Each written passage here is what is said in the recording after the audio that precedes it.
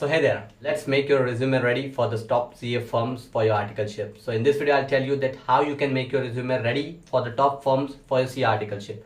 So let's get started.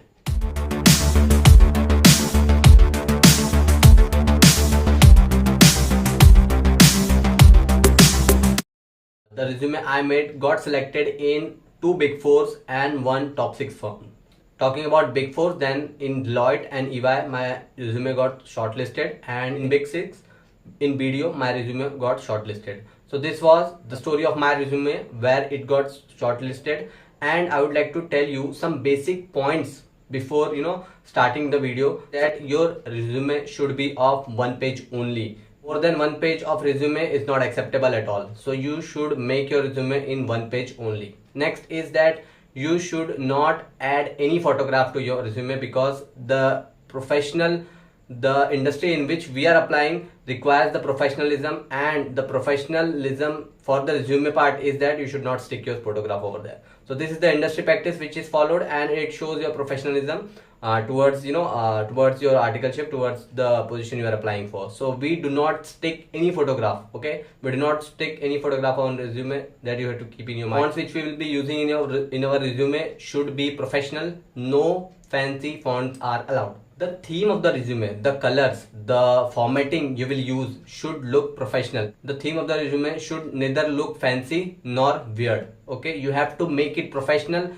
Just put the right colors. If you don't get what are the right colors, put it in the black and white, like not black and white, I would say in gray, and which looks sensible, which looks decent. While the recruiter will screen your resume, it should look decent to him. So that you have to keep in your mind. I made my resume from the site named canva.com. Okay, so you have to make your resume on canva.com. Why I have choose that site? Because there are many formats, and also this site give you freedom to edit.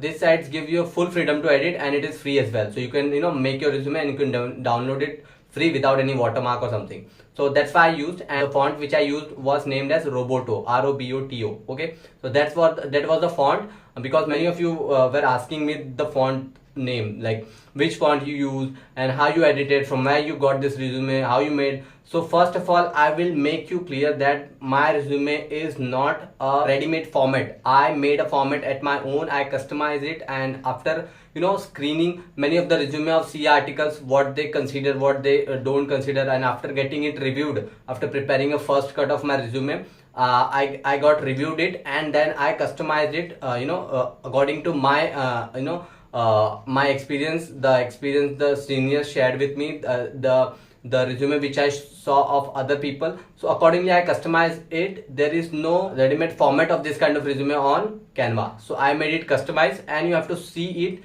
and you can also make it. Okay, so it's very easy on Canva. So now I will break my resume in parts, and I'll let you know that where you have to put what things and in what manner. So let's get started. So first comes your introduction part. You can see on the screen is that on top left corner you have to put your name, and then you have to put your phone number. The phone number should be in +91 and all the format. And after everything, like the address, you have to keep, you should not put your whole address, like everything in your address. You have to just put city and your state and then your pin code. Then comes the email ID. You should not use the fancy email IDs like Rocky, Rahul, and team player something, or let's rise, something like that. You should not use those fancy kinds of email. You just use the professional email. If whatever you are having, just use the decent and professional email over there. And next comes your LinkedIn ID. You should make your LinkedIn ID, and it is preferred to have your LinkedIn ID while you are applying for the CA articleship, and you have to mention it. So this was all about introduction part of the resume, the first part of resume. Now coming to the second part of the resume is that career objective.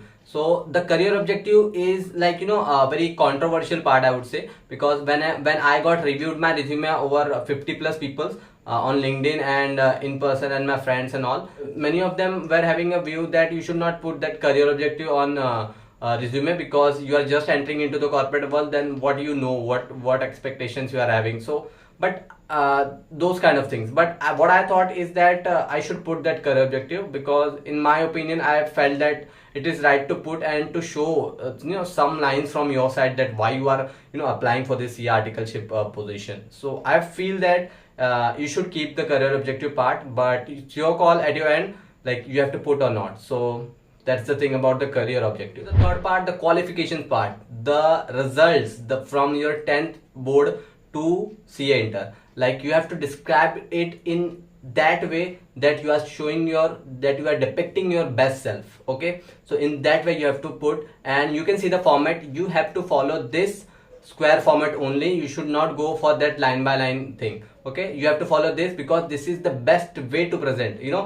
We must have also studied in CA Inter that tabular format is the best format to understand the things. Okay, not CA Inter, it was in CA Foundation. Okay, so that was the thing. This shows everything in concise manner and it is easy to understand. Technical analytic skills. What technical analytic skills you were having? Like any, if you did any technical course from outside, like any other thing you have did, the Excel, the Word, or anything else, that you have to mention. And also IT OT training that you did, you should mention that mandatorily because it is required and it is the guidelines of ICI that without this training you cannot start your articleship. Okay, and companies will also ask, like if you apply in any of the firms HR will also ask you that whether your IT OT training has been completed or not. So you have to keep that in your mind. And also if you are having any other technical skills which you have did, like if you have experience, you have did any other course, then you should must mention over then. You have to show yourself, you have to come out as the best of yourself. Next is the achievements part. So I was not having that much of achievements, but I managed to write up some of the achievements from my school days and my college days,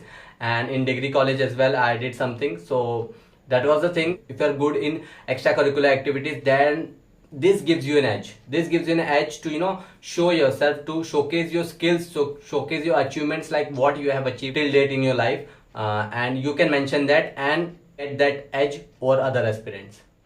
Soft skills are very important. Like I have made a video on the skills which you require for getting into a top firms like Big 4s and Big 6 and Big 10s. So what are those top skills? Those two top skills are the technical skill and the soft skill. Okay, the two top skills are technical and soft skills. So this is required. And technical skills you will get from the academic side, like how are you in academics, like how much able to understand things and how much you are able to apply things in real world. So that is about the technical thing. But what about the soft skills? Soft skills you need to develop, like how you can communicate with people effectively and efficiently, how you can deal with the people. That is about the soft skill, and you need to mention that how you can effectively and efficiently talk with the people and deal with the people, because that is required in a team. Like you will also you need to tell that how you can make an impact by the soft skills you are having. Okay, and if you also did anything in the soft skills, then you should mention. And otherwise the general thing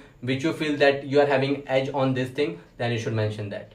Now coming to the second last part, that is personal details. So I would like to correct it, and I would like to tell you that personal details should not be that much big, which I kept. So you can see the father name, mother name, which is not required. I got to know after making my resume, so I did that mistake. So you should not repeat that, and you should make it personal detail part very less, very shorter. To put only the date of birth, hobbies or interest as a extra part, and the languages known to you. That's the thing about the personal details. Declaration part. So this is the declaration part. Again, this is a controversial part. Like many of them told me not to put this, but I feel that at the end, acknowledging that whatever the information you are mentioning in the resume is right and is correct, then you should take that accountability that whatever the information I'm showing you on my resume is correct to my belief. So acknowledging that is not wrong, I feel. So that's why I put it, but it's your call at the end. This was all about the resume part, and I have glanced you from top to bottom of my resume, and hope you got the idea how you can make the best resume for your CA Articleship.